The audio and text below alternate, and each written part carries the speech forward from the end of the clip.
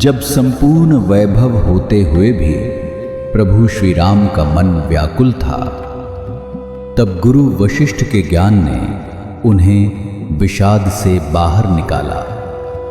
सुनिए बकुल जी की वाणी में।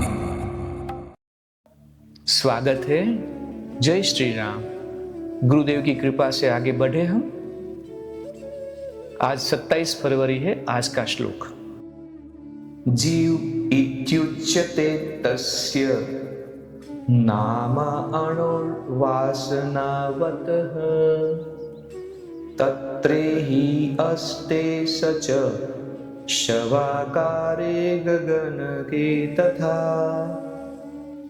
अर्थ है, उस सूक्ष्म वायवीय परमाणु कण को जीव कहते हैं, जो इन स्मृतियों और प्रवृत्तियों से युक्त होता है और उसी आकाश में ही स्वतः स्थित रहता है, जिसमें मृत शरीर रहता है।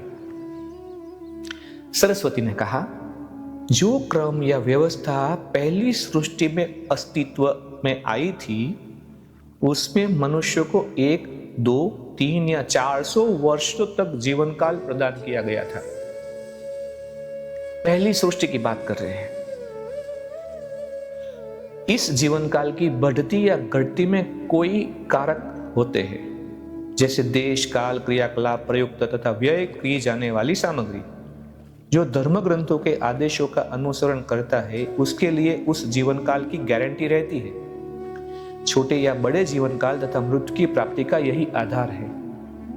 तो ज्ञानी लीला ने कहा, हे देवी, मुझे मृत्यु के संबंध में जानकारी कराए। यह सुखद होती है या दुखद? मृत्यु के बाद क्या होता है?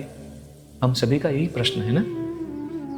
सरस्वती ने कहा, प्यारी लीला, 3 तरह के मनुष्य होते हैं। एक मूर्ख, एक दूसरे एकाग्रता और एक ध्यान का अभ्यास करने वाले, और तीसरे योगी यानी कि प्रबुद्ध। अंतिम दोनों प्रकार के लोग एकाग्रता और ध्यान संबंधी योग के द्वारा अपना शरीर त्यागते हैं और अपनी इच्छा तथा प्रसन्नता से विदा होते हैं।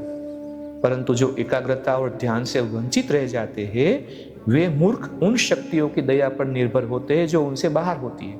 ऐसे लोग मृत्यु के आने पर बहुत कष्ट पाते हैं।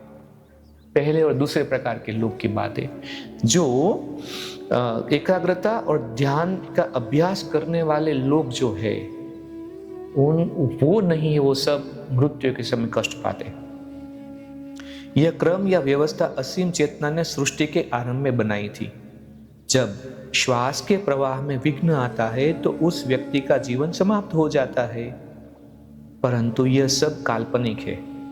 कैसे असीम चेतना अपना अस्तित्व खो सकती है? व्यक्ति असीम चेतना ही है, कुछ और नहीं। कौन मरता है और कब मरता है, यह असीम चेतना किससे संबंध है और कैसे? लाखों व्यक्तियों के मरने के बाद भी इस चेतना में कोई कमी नहीं आती है। जब श्वास रुक जाता है, तो किसी व्यक्ति की चेतना पूर्ण रूप से अक्रिय हो जाती है। बस इतना ही।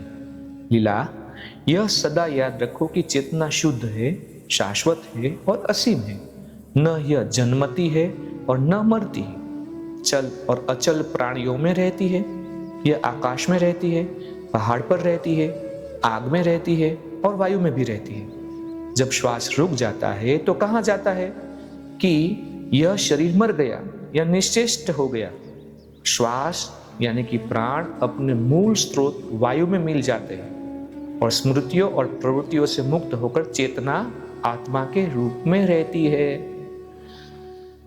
मैं आपसे यह नम्र निवेदन करता हूं कि इस बात को आप इस वीडियो में बार बार रिवाइंड करके जरूर सुनिएगा और साथ में नीचे दिए गए में साथ में पढ़ते भी जाइएगा। उस सूक्ष्म वायवीय परमाणु कण को जीव कहते हैं, जो इन स्मृतियों और प्रवृत्तियों से युक्त होता है। अब जीव की बात की, अब तक ब्रह्म की बात थी, ब्रह्मा की बात नहीं थी। ब्रह्म की थी, सृष्टि थी और चेतना की तो थी ही थी। जीव की बात आई कि जिसमें स्मृतियां और प्रवृत्तियां रहती है, वो जीव, वो इकाई में जो रहता है वो जीव। और उसी आकाश में ही स्वतः स्थित रहता है जिसमें मृत शरीर रहता है।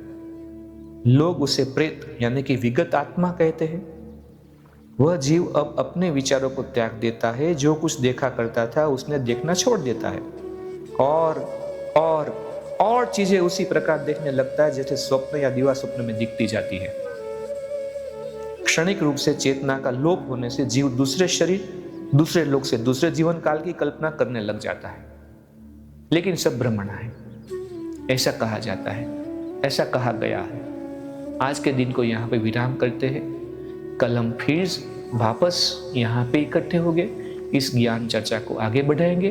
अगले मणिके में क्या होता है वो कल देखेंगे। मिलते हैं। जय श्री राम। इस ज्ञान यात्रा में हमारे साथ बने रहने के लिए चैनल को सब्सक्राइब करें और बेल आइकॉन दबाएं।